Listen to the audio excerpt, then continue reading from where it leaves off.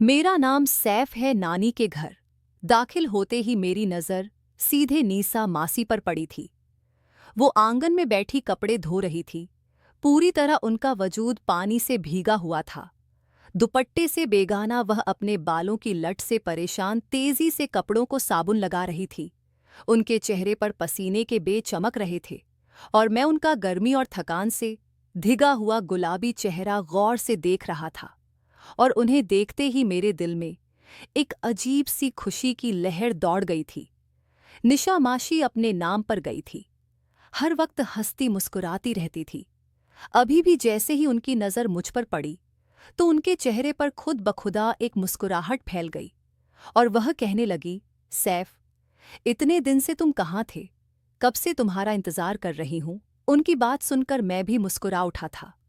निसा मासी के कुछ मोहब्बत भरे शब्द मुझ में जिंदगी की नई लहर फूंक दिया करते थे। मैं नानी के घर सिर्फ और सिर्फ निशा मासी के वजह से ही तो आता था।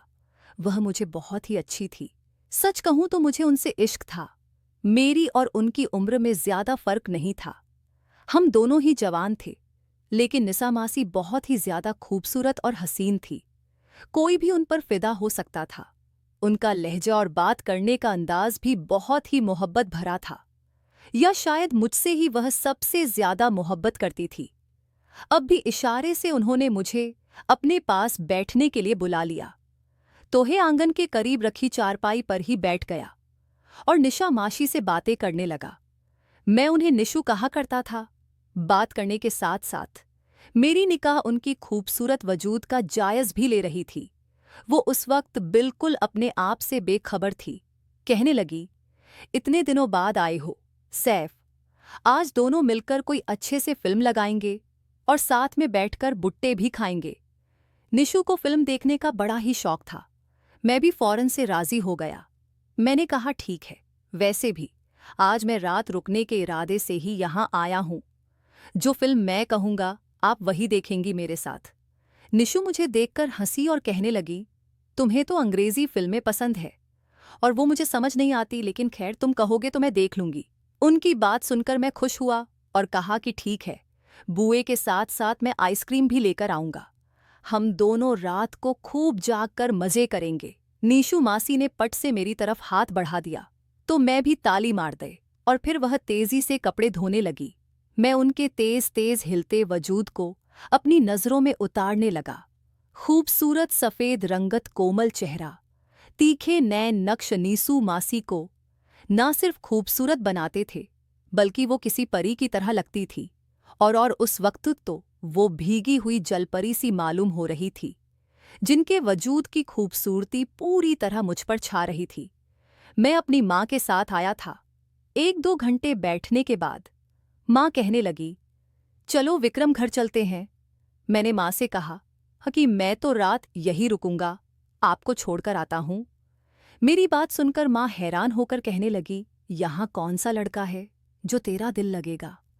मैंने माँ से कहा कि लड़का नहीं है तो क्या हुआ, निशु मासी तो है ना, निशु मासी के साथ मेरा दिल लगता है। मेरी माँ कहने लगी, अच्छा मुझे घर छोड़ तो चल। मैं चाबी उठाकर निकलने लगा तो निशु मासी ने वादा लिया कि मैं जल्द ही वापस आऊंगा। मैंने कहा, हाँ हाँ, 10 माह को छोड़कर आता हूँ। लेकिन मैं घर से निकलकर जैसे ही मोटरसाइकिल स्टार्ट करने लगा, माँ ने जोर से मेरी कमर को चुटकी में पकड़ा और कहने लगी, खबरदार, जो वापस रुकने आने के बारे में सोचा, घर में सारा काम पड़े हैं, वो तो तुझसे होते नहीं। नानी के घर रुकने का शौक तुझे चढ़ जाता है। नानी का घर इतना छोटा सा है, 2 ही तो कमरे हैं। पहले तो तू छोटा था तो मैं छोड़ दिया करती थी, लेकिन अब तू तो जवान हो रहा है, निशु के साथ उसके कमरे में रहता है, अच्छा नहीं लगता। वैसे भी निशु के लिए रिश्ता देख रहे हैं, एक बहुत अच्छा रिश्ता आया हुआ है, जल्द ही उसकी शादी की बातें आगे बढ़ेंगी। ऐसे में तेरा वहां जवान मासी के साथ रहना ठीक नहीं है। माँ ने अपने तौर पर मुझे रोकना चाहा था, लेकिन माँ की बात सुनकर मेरे अंदर जलजले आ गए थे। मीसो मासी की शादी, उनकी शादी कैसे हो सकती थी? मेरा दिल तो उनके साथ जुड़ा हुआ था।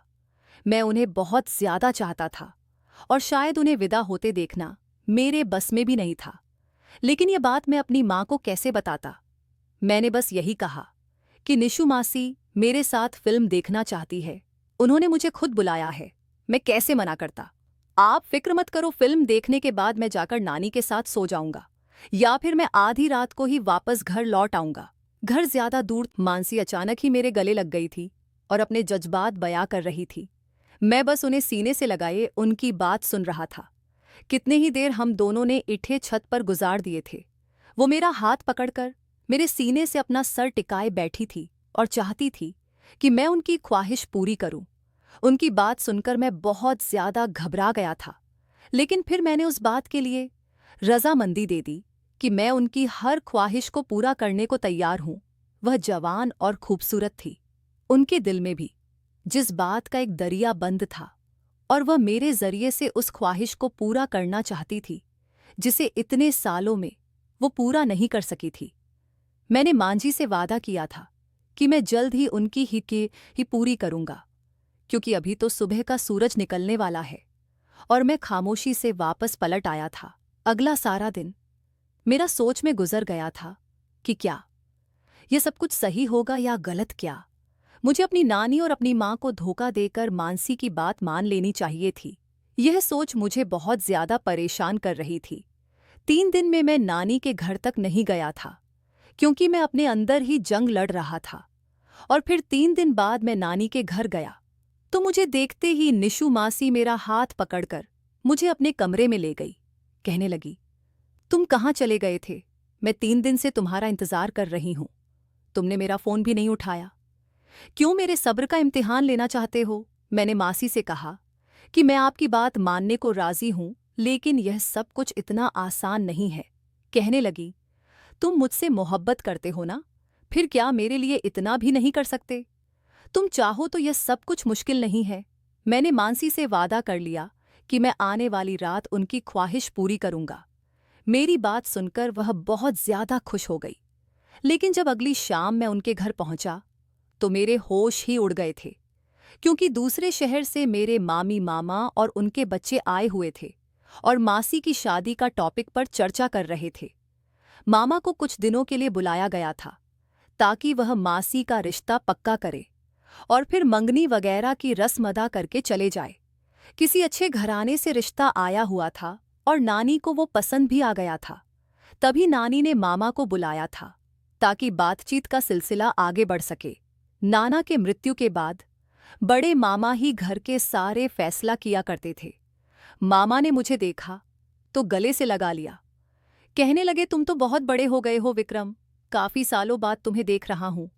अब मानसी की शादी के बाद तुम्हारी ही बारी है। मामा और भी बहुत कुछ कह रहे थे, लेकिन मेरे कानों में तो साए साए हो रही थी। मैंने मासी से वादा किया था कि मैं उनकी ख्वाहिश पूरी करूंगा, लेकिन अब मामा के आने से बात बिगड़ गई थी, क्योंकि इस छोटे से घर में मामा मामी और उनके 3 बच्चे भी रह रहे थे और वह मासी की मंगनी के बाद ही जाने वाले थे। वही कि पूरे 3 महीने की छुट्टियों पर आए थे। दरअसल मामा दूसरे शहर में नौकरी करते थे और कई साल बाद छुट्टियों पर आया करते थे।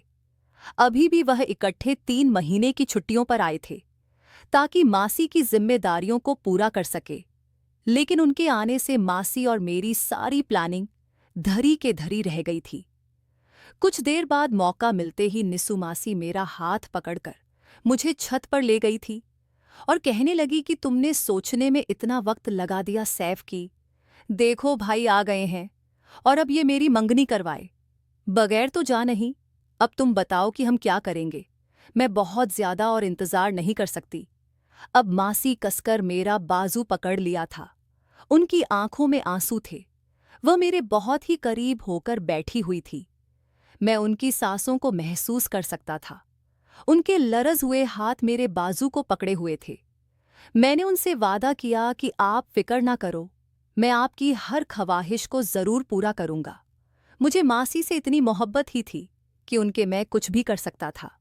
इसीलिए मैंने उनसे वादा कर लिया कि आपके लिए मुझे जो कुछ भी करना होगा मैं वो करूंगा। वो मुझे उम्मीद भरी नजरों से देखने लगी और मैं वहां से बाहर निकल आया। मेरे दिमाग बहुत ही तेजी से काम कर रहा था। मैं सोच रहा था कि इतने लोगों की मौजूदगी में मैं किस तरह नानी के घर जाकर मासी की ख्वाहिश को पूरी करूंगा। जाहिर सी बात थी कि यह कोई आसान बात नहीं थी। माँ की मौजूदगी में तो कुछ भी मुमकिन नहीं था। इसलिए मैंने बातों बातों में अपनी माँ से कहा कि 2-4 दिन के लिए मामा को अपने घर बुला लो। वह कुछ दिन यहाँ गुजार लेंगे तो घर में रौनक आ जाएगी। मेरी बात सुनकर माँ ने बड़ी अजीब सी नज़रों से मुझे देखा और कहने लगी, तुम्हें मामा से कब से इतनी मोहब्बत हो गई है कि तुम उन्हें यहाँ बुलाकर रखने की बात करने लगी हो? और दूसरी बात तो ये है कि हमारे हालात ऐसे नहीं है कि हम इतने दिन तुम्हारे मामा की फैमिली को अफोर्ड कर सके। तुम्हारी मामी के फरमाइश और उनके खर्चे बहुत ज़्यादा है। वो आम खाना खाने तो पसंद भी नहीं करती, पता नहीं दूसरे शहर में क्या खाती होगी, लेकिन यहाँ आकर तो उसका रवैया ही और मिजाज ही हमसे नहीं मिलता। मेरी माँ की अपने भाभी से बिल्कुल नहीं बनती थी, इसीलिए वो मामा को हरगिज़ भी अपने घर बुलाकर रखने को राजी नहीं थी। अब मुझे मामा लोगों की फैमिली को किसी और तरीके से रास्ते से हटाना था। मैं इसी बारे में सोच रहा था कि रात 11 बजे के करीब मेरी माँ ने मुझे एक गोली का नाम बताया और कहने लगी कि मुझे यह गोली लाकर दे दो। मेरे सर में बड़ा दर्द है, 4 दिन से मुझे नींद नहीं आई। एक गोली खा लूंगी तो कम से कम सुकून की नींद सो जाऊंगी। मैंने माँ से कहा कि ये किस चीज़ की गोली है, तो वो कहने लगी, यह नींद की गोली है। उसे खाने से मुझे अच्छी नींद आ जाती है, की वजह से मुझे नींद नहीं आ रही है, इसलिए मेरे सर में बहुत ज़्यादा दर्द हो रहा है। कल तेरे मामा लोगों की तरफ भी जाना है, इसलिए आज रात में सुकून की नींद सोना चाहती हूँ। मैं माँ के लिए गोली लेने निकला तो मैंने जानबूझकर ज़्यादा गोलियां खरीदी। आखिर ये वाकई नींद की गोली थी, तो उसे मामा और उनकी पत्नी को खिलाने के बाद मैं आसानी से मानसी की ख्वाहिश पूरी कर सकता था। मैंने माँ को एक गोली लाकर दे दिया और बाकी गोलियां अपने पास छुपाकर रख ली। अगले दिन मामा के घर गए और हम सब मिलकर काफी देर तक हंसते बोलते रहे। रात के वक्त निशु मासी ने मेरे कहने पर मुझे बहाने से रोक लिया और माँ से कहने लगी कि भाई आए हुए हैं तो विक्रम को यही रहने दो, मामा के साथ कुछ वक्त गुजार लेगा। हम सब लोडो की बाजी जमाए। मासी की बात पर माँ ने मुझे नानी के घर छोड़ दिया। मैंने मासी से कहा कि गर्मी बहुत है, सबके लिए ज़रा जूस तो बनाओ। जब उन्होंने जूस तैयार की तो मैंने उसमें वो गोली डाल दी। मामा, मामी और बाकी के लोगों को जूस पिला दिया। नानी तो पहले ही नींद की दवाई लेती थी, इसलिए फिक्र की कोई बात ही दहु नहीं थी। कुछ देर तक लूडो की बाजी जमी रही और उसके बाद एक एक करके सब लोग आंगन में ही गहरी नींद सो गए थे। गोली ने अपना कमाल दिखा दिया था। सबके सोने के बाद मैं सीधे मासी के करीब चला गया। मुझे देखकर उनके चेहरे पर मुस्कुराहट गई। मैं उनका हाथ थामा तो वह कहने लगी, मुझे बहुत घबराहट हो रही है, पता नहीं हम सही कर रहे हैं या गलत। मैंने मासी से कहा कि अगर आज आपने सोचने में वक्त निकाल दिया तो फिर कल खुद ही पछताओगी। आज तो मैंने जैसे तैसे सब पुनीत की दवाई दे दी है, लेकिन बार बार यह मुमकिन नहीं और मामा पूरे 3 महीने के लिए आए हैं। क्या आप इतना लंबा अरसा इंतजार कर सकती है?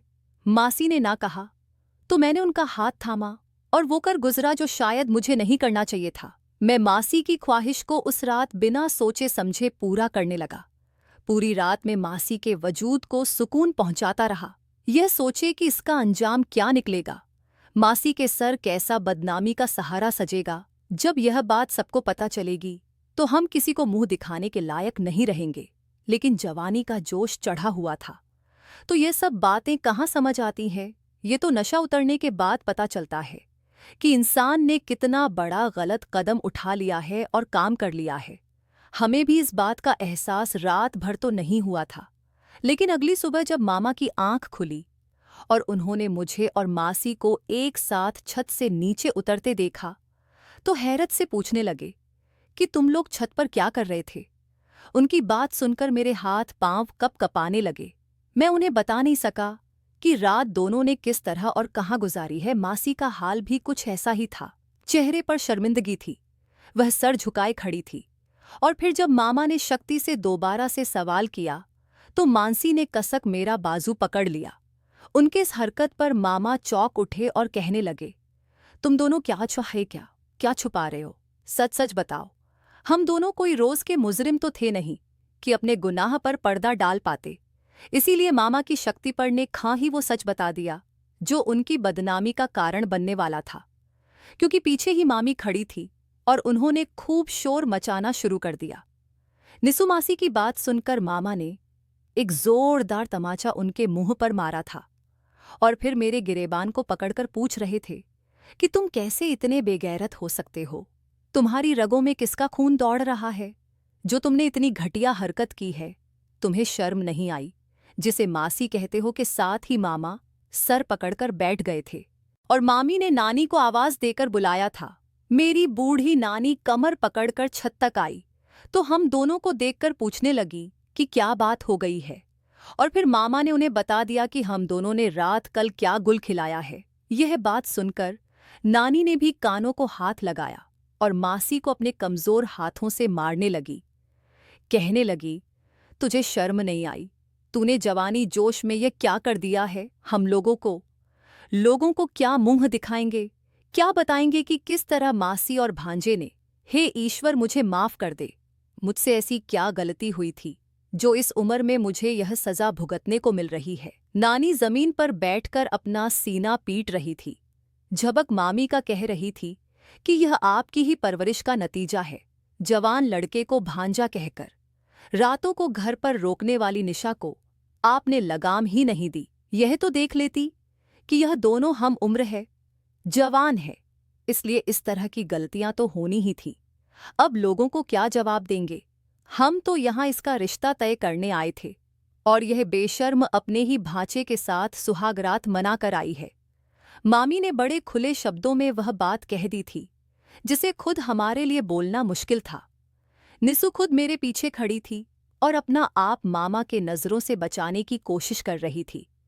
मामा ने फोन लगाकर मेरी माँ बाप को भी बुला लिया था।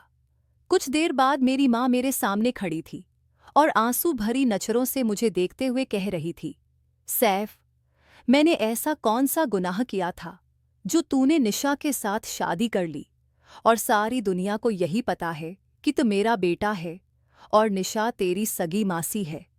अब मैं लोगों को क्या बताऊंगी कि तुम मेरे बेटे ही नहीं हो? मैं बाज थी। मैंने तुझे कचरे के ढेर से गद लिया था। ना जाने तेरी रंगों में किसका खून था जिसने अब रंग दिखाया है, और तूने मेरी ही बहन से शादी कर ली है। अब मैं कैसे किसी को बताऊंगी कि तू मेरा सगा बेटा नहीं है? आज तक जो बात मैंने सारी दुनिया से छुपाई हुई थी वो तेरे इस शादी के बाद सारी दुनिया को पता चल जाएगा। माँ कहने लगी कि निशा को खामोशी से तलाक दे दे और यह किस्सा यही खत्म हो जाएगा। माँ की बात सुनकर मैं उनके पैरों में बैठ गया। मैं माँ से कहने लगा, हम दोनों एक दूसरे से मोहब्बत करते हैं। भले दुनिया को यह बात मालूम ना हो, लेकिन मुझे और निशा को पता है कि हम दोनों एक दूसरे के सगे मासी भांचा नहीं हैं। आपने मुझे गोद लिया था और इसलिए निशा मेरी कुछ नहीं लगती। हम दोनों काफी साल से एक दूसरे से मोहब्बत करते हैं और अब जब आप लोग निशा का रिश्ता कहीं और तय करने जा रहे थे तो मुझसे यह आसानी नहीं, यही आसान लगा कि मैं उसके साथ शादी कर लूं। निशा खुद भी किसी और के साथ शादी नहीं करना चाहती थी, इसलिए कल रात हम दोनों ने धीरे से जाकर अपने दोस्त के घर शादी कर ली थी। अब हम पति पत्नी हैं। आप चाहे तो दुनिया को यह बात बता दो कि मैं आपका बेटा नहीं हूं, लेकिन मैं निशा को नहीं छोड़ सकता। मैंने उससे वादा किया है कि मैं सारी जिंदगी उसका साथ निभाऊंगा। निशा मेरे पीछे खड़ी थी। वो भी कहने लगी, दीदी, मैं सैफ से प्यार करती हूं। हमने बचपन एक दूसरे के साथ गुजरा है। हम उम्र में मोहब्बत का जज्बा खुद ही दिल में पैदा हो गया, इसीलिए हमने शादी करना सही समझा। अगर हम यह बात आप लोगों को बताते तो आप कभी भी हमारी शादी ना करवाते, बल्कि शायद सैफ को हमेशा के लिए मुझसे दूर कर देते। सैफ बुरा नहीं है, मैंने खुद ही उससे शादी के लिए कहा था। बहुत हिम्मत करके निशा ने यह बात खुद अपने मुंह से सबके सामने कह देती थी कि वह मुझसे प्यार करती है। काफी देर तक हर कोई खामोश हो गया था। फिर मामा ने मामी से कहा कि अपना सामान बांधो, हम वापस जा रहे हैं। इस बदनामी में हमारा कोई हिस्सा नहीं रहेगा। यह लोग अब खुद ही बुक देंगे। और फिर मामा मामी जिस तरह आए थे उसी तरह वापस लौट गए थे। माँ मेरा हाथ पकड़कर मुझे खींचती हुई घर ले आई थी। पिताजी तो बिल्कुल ही चुप थे, उन्होंने कुछ भी नहीं कहा था। जबक निशा को नानी ने कमरे में बंद कर दिया था। माँ की एक ही जिद थी कि मैं खामोशी से निशा को तलाक दे, लेकिन मैं किसी भी तरह इस बात के लिए राजी ना हुआ। दिन ऐसे ही गुजर गया और फिर एक दिन नानी के घर से खबर आई थी कि निशा ने खुद को खत्म करने की कोशिश की है। यह सुनना था कि मेरी जान ही निकल गई। मैं अस्पताल भागा तो पता चला कि ईश्वर की कृपा से निशा की जान बच गई है। मैंने उसे सीने से लगा लिया और रोने लगा। निशा की हालत पर नानी और माँ दोनों ही परेशान हो गई थी। नानी निशा के करीब हुई और उसके सर पर हाथ रखा और कहने लगी, मैं अपनी आंखें बंद होने से पहले तेरी शादी किसी अच्छे लड़के से करवाना चाहती थी। मैं चाहती थी कि तेरा भविष्य संवर जाए, लेकिन मैंने कभी नहीं सोचा था कि तेरी जिंदगी में वह मर्द कोई और नहीं बल्कि मेरा अपना सैफ होगा। अगर तुम दोनों ने शादी कर ही लिया है तो मैं इस रिश्ते को कबूल करने के लिए तैयार हूं। नानी ने मां से कहा कि सबको बता दो कि विक्रम तुम्हारा खून नहीं है, ताकि हम धूमधाम से इन दोनों की शादी कर सके। नानी के कहने पर मां भी राजी हो गई थी और फिर सारे खानदान में खबर कर दी गई थी कि हम दोनों की शादी तय की गई है। शादी के बारे में किसी को नहीं बताया गया था। हर कोई बहुत बातें बना रहा था। कोई इस बात पर यकीन करने को तैयार नहीं था कि मैं अपनी मां का सगा बेटा नहीं हूं। लेकिन मेरी मां ने सब लोगों की बातों को नजरअंदाज करके मेरी और निशा की शादी करवा दी थी। आज मैं और निशा एक अच्छी शादीशुदा जिंदगी गुजार रहे हैं। हमने दुनिया के खिलाफ जाकर अपनी मोहब्बत को एक नया नाम दिया है। मैं जो निशा से एक नाजायज रिश्ता जोड़ना चाहता था, उसकी हिम्मत दिलाने पर मैंने उससे शादी किया था। और यह शादी की ही ताकत थी कि आज हम दोनों एक हो गए थे। वैसे भी मेरी निशा की शादी नाजायज नहीं थी, क्योंकि मैं और निशा एक दूसरे के कोई सगे रिश्तेदार नहीं रखते थे। लेकिन दुनिया को यह बात कौन समझाता। तो उम्मीद करती हूँ दोस्तों, कहानी आपको पसंद आई होगी। पसंद आई हो तो लाइक, शेयर और चैनल को सब्सक्राइब जरूर करिएगा। फिर मिलेंगे एक नई दिलचस्प कहानी में। धन्यवाद।